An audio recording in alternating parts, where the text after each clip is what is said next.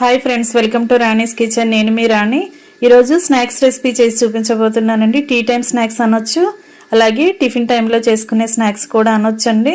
ఆ ప్రాసెస్ అంతా చూద్దాం. వీడియోని ఫస్ట్ నుంచి లాస్ట్ వరకు చూడండి, మధ్య మధ్యలో స్కిప్ చేయకుండా చూడండి. 2 బంగాళదుంపలతో అప్పటికప్పుడే చేసుకునే ఆలూ బోండా అండి. బంగాళదుంప కర్రీ ఇష్టం ఉండే వారికి ఈ రెసిపీ అనేది ఖచ్చితంగా నచ్చుతుంది. మీరు కూడా ట్రై చేసి ఫ్యామిలీకి సర్వ్ చేసి పెట్టండి. అలాగే ఛానల్ని ఫస్ట్ టైం వాచ్ చేసిన వారు సబ్స్క్రైబ్ చేసుకుని పక్కనే ఉన్న బెల్ బటన్ని క్లిక్ చేయండి. నేను పెట్టబోయే రెసిపీస్ అన్నీ చూడండి. అలాగే వాటిలో మీకు నచ్చిన రెసిపీని కుక్ చేసి ఫ్యామిలీకి సర్వ్ చేయండి. ఎప్పుడూ కూడా ఆలూ బజ్జీ చేసుకుంటూ ఉంటాం, అలా కాకుండా ఈసారి ఆలూ బోండా చేద్దాం. ఇంకా ప్రాసెస్ స్టార్ట్ చేద్దాం. 2 బంగాళదుంపలను తీసుకుని శుభ్రంగా కడుక్కోండి.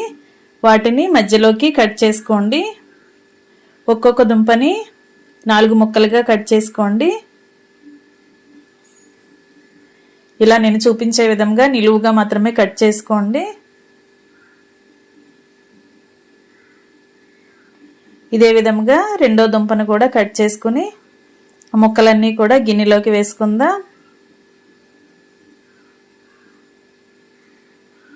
ఇలా ముక్కలు కరెక్ట్గా పెట్టుకుని దానిలోకి ఒక 1/2 గ్లాస్ వాటర్ పోసుకోండి.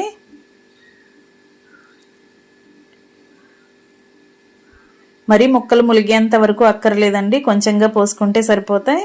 ఇప్పుడు ఒక 1/2 టీ స్పూన్ సాల్ట్ వేసుకుని 1/2 టీ స్పూన్ పసుపు కూడా వేసుకోండి. ఇవి 2 కూడా వాటర్లో కలిసేంత వరకు బాగా కలుపుకొని గిన్నెకి మూత పెట్టుకుని కుక్కర్లో పెట్టి 3 విజిల్స్ వచ్చేంత వరకు ఉడికించండి. ఉడికిన తర్వాత చూద్దాం. ఇలా ఉడికేయండి. ఉడికిన తర్వాత దానిలో ఉన్న వాటర్ ఏమైనా ఉంటే వాటర్ అన్నీ కూడా తీసేసుకుని దుంపలకి పైన పీల్ ఓపెన్ చేద్దాం. దానిపైన స్కిన్ ఓపెన్ చేసేసి ముక్కల్ని మాత్రమే తీసుకోండి. ఫ్రెండ్స్, ఛానల్ని ఫస్ట్ టైం వాచ్ చేసిన వారు సబ్స్క్రైబ్ చేసుకోవటం మాత్రం మర్చిపోకండి. పక్కనే ఉన్న బెల్ ఐకాన్ని కూడా టచ్ చేయండి. నేను పెట్టబోయే రెసిపీస్ అన్నీ చూడండి. ఇప్పుడు పైన స్కిన్ ఓపెన్ చేసుకున్న దుంపల్ని అలా పప్పు గుత్తితో మ్యాష్ చేసుకోండి. దుంపల్లో ముక్కలు అనేవి ఏమీ ఉండకూడదండి, పలుకులు అనేవి ఏమీ లేకుండా ఇలా పప్పు గుత్తితో కానీ స్పూన్తో కానీ బాగా మెత్తగా మ్యాష్ చేసుకుని ముద్దలాగా చేసుకోండి. అదంతా కూడా పక్కన పెట్టుకుని రెడీగా పెట్టుకోండి. ఇప్పుడు కుకింగ్ స్టార్ట్ చేద్దాం. స్టవ్ ఆన్ చేసి కళాయి పెట్టుకుని 2 టేబుల్ స్పూన్లు ఆయిల్ పోసుకోండి. ఆయిల్ బాగా కాగిన తర్వాత 1/2 టీ స్పూన్ జీలకర్ర, 1/2 టీ స్పూన్ ఆవాలు వేసుకోండి. ఇప్పుడు కొన్ని కరివేపాకులు కూడా వేసుకుని వీటిని బాగా ఫ్రై చేసుకున్న తర్వాత సన్నగా తరిగిన ఉల్లిపాయ ముక్కలు, పచ్చిమిర్చి ముక్కలు వేసుకోండి. 2 మీడియం సైజు ఉల్లిపాయలను తీసుకుని సన్న ముక్కలుగా కట్ చేసుకుని తీసుకోండి. అలాగే 2 పచ్చిమిర్చిని కూడా తీసుకుని చిన్న చిన్న ముక్కలుగా కట్ చేసి తీసుకోండి. వీటిని కూడా ఆయిల్లో బాగా ఫ్రై చేసుకుందాం. ఆనియన్స్ ఫాస్ట్గా మగ్గటానికి 1/2 టీ స్పూన్ సాల్ట్ వేసుకుని బాగా కలుపుకోండి. ఇప్పుడు 1/2 టీ స్పూన్ పసుపు, 1/2 టీ స్పూన్ అల్లం వెల్లుల్లి పేస్ట్ కూడా వేసుకుని ఆనియన్స్తో పాటు ఆయిల్లో బాగా కలిసేంత వరకు వేపుకోండి. అల్లం వెల్లుల్లి పచ్చివాసన పోయిన తర్వాత మనం ముందుగా మెదుపుకొని పక్కన పెట్టుకున్న బంగాళదుంప ముద్దని అలా ఆనియన్స్తో పాటు వేసేసుకోండి.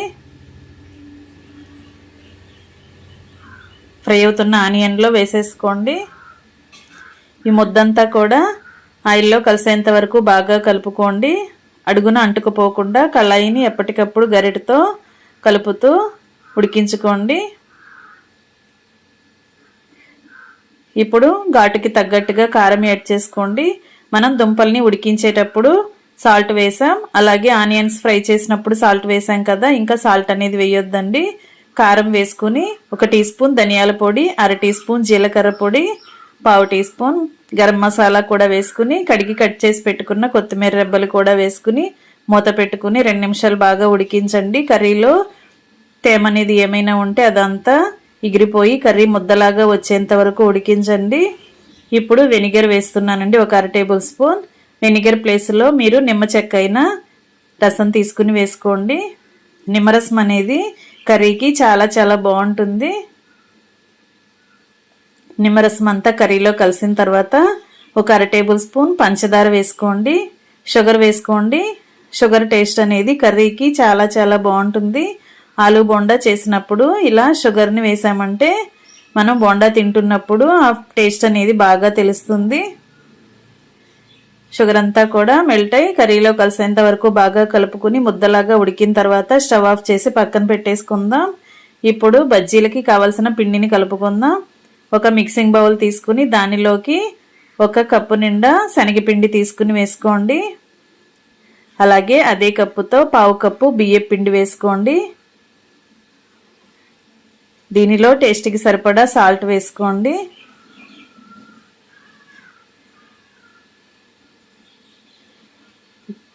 ఒక 1/2 టేబుల్ స్పూన్ కారం వేసుకోండి. ఒక 1/2 టీ స్పూన్ వాము కూడా వేసుకోండి. ఇవి 3 పిండిలో కలిసేంత వరకు బాగా కలుపుకోండి. ఇప్పుడు ఒక 1/2 టీ స్పూన్ పసుపు కూడా వేసుకుని పిండిని బాగా ఉండలు లేకుండా కలుపుకోండి.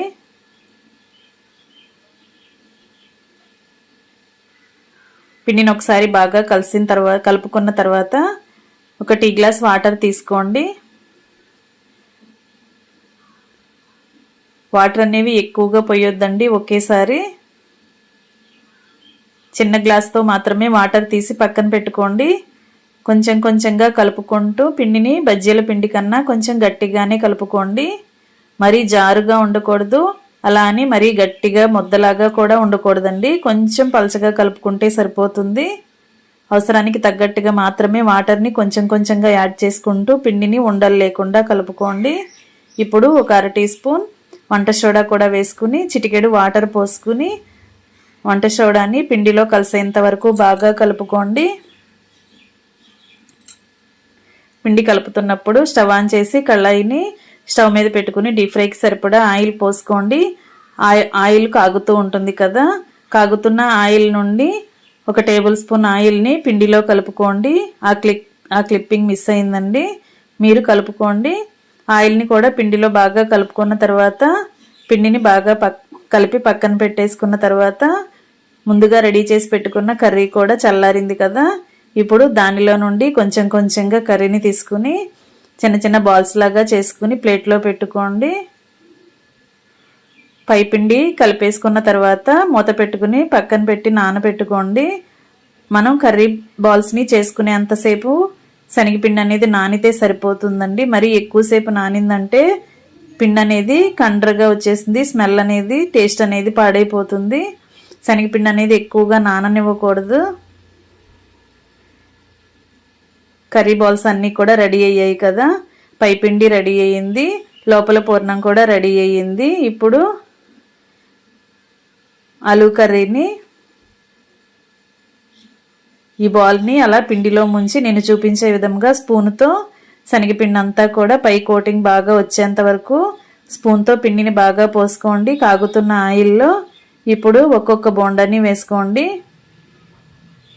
లోపల పూర్ణం అనేది పైకి కనిపించకుండా శనగపిండిని బాగా కవర్ చేయండి.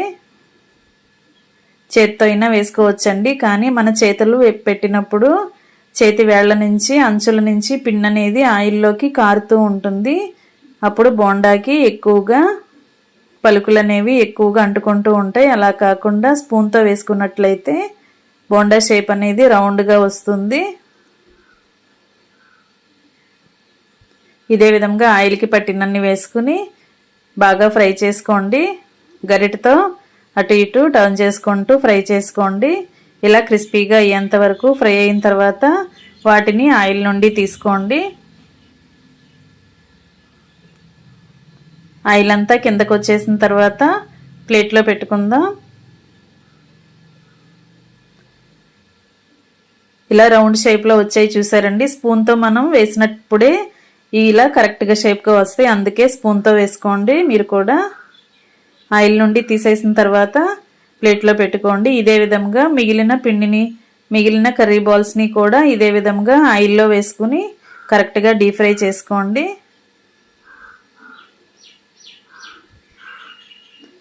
మనం లోపల కర్రీని ఆల్రెడీ ఉడికించాం కదా, ఎక్కువగా ఫ్రై అవ్వాల్సిన పని లేదండి. పైపిండి అనేది కొంచెం క్రిస్పీగా వచ్చిన తర్వాత వెంటనే స్టవ్ ఆఫ్ చేసుకుని వాటిని డీప్ ఫ్రై చేసుకుని సర్వింగ్ ప్లేట్లోకి తీసుకోవటమే. చాలా చాలా టేస్టీగా ఉండి ఆలూ బోండా రెడీ అయిపోయింది. బయట తెచ్చుకుని తినే కన్నా ఇంట్లోనే ఇలా పిల్లలకి మనం చేసి పెట్టామంటే వారు ఎంజాయ్ చేస్తూ తింటారు. పెద్దవాళ్ళు అయితే ఇలా డైరెక్ట్గా తినండి. చిన్నపిల్లలు అయితే టొమాటో సాస్తో సర్వ్ చేసుకోండి. చాలా చాలా టేస్టీగా ఉండి ఆలూ బోండా రెడీ అయిపోయింది. మరొక రెసిపీతో మళ్ళీ కలుద్దాం. Thanks for watching. నేను మీ రాణా.